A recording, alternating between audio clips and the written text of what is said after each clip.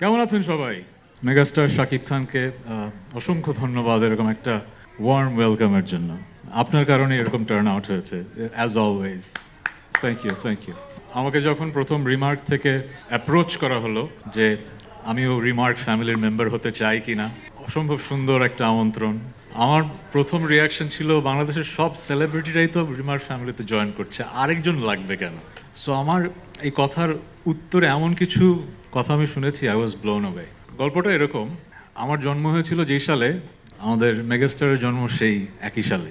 So আমাদের বয়স অনেক হয়েছে, কিন্তু বাংলাদেশ থেকে আমরা যেই পরিমাণ ভালোবাসা পেয়েছি এটা আসলে কথায় প্রকাশ করা যাবে না। 1999 সালে ওনার প্রথম সিনেমাটা রিলিজ হয়, আপনারা জানেন। আমারও প্রথম ব্যান্ড ব্ল্যাকের আত্মপ্রকাশ 1999 সালেই। সো প্রায় 2 দশকের বেশি সময় ধরে আমরা কিন্তু মানুষের ভালোবাসা পাচ্ছি।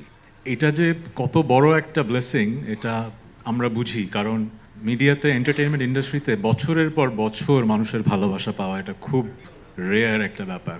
সো আমাদের কিন্তু দায়বদ্ধতা অনেক বেশি আমাদের এই দেশের প্রতি, মানুষের ভালোবাসা যেহেতু অনেক পেয়েছি। সো আমার যেটা মনে হয়েছে, একটা ফ্যামিলি যখন হয়ে যায় তখন যেটা হয়, সিনার্জি কাজ করে।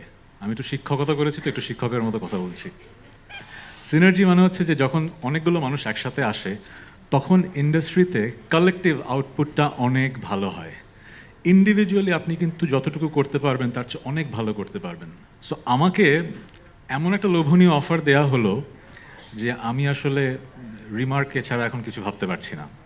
এটা কোনো অর্থনৈতিক অফার না, এতটুকু আমি আপনাকে বলে দিতে পারি। যেটা হয় কি, মানুষ বেঁচে থাকতে চায় কিভাবে? তার কাজ দিয়ে। মেগাস্টার শাকিব খান, আমরা মেগাস্টার বললেই কিন্তু মেগাস্টার না, ওনার তুফান যেরকম তুফান সৃষ্টি করেছে সে কারণেই উনি মেগাস্টার, রাইট?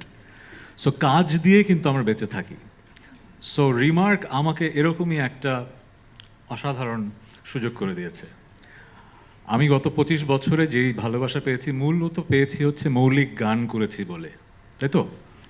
আর মৌলিক গান হিট করা কিন্তু অনেক কঠিন।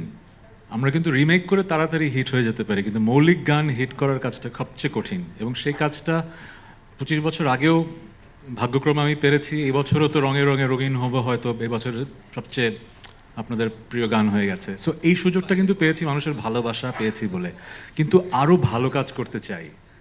আপনারা যখন তুফান দেখেছেন আপনাদের মনে হয়েছে যে এটা যে কোনো ওয়ার্ল্ড স্ট্যান্ডার্ড একটা সিনেমা, মনে হয়নি? সেই জায়গায় কিন্তু একদিনে আসা হয়নি, অনেকগুলো মানুষ একসাথে কিন্তু ভিশন নিয়ে কাজ করেছে বলে হয়েছে, কিন্তু মিউজিকে আমরা সেই জায়গাটা কিন্তু যেতে পারিনি এখনো। আমি অকপটে স্বীকার করব, আমরা গ্লোবাল স্ট্যান্ডার্ডে কাজ করতে পারছি না এখনো।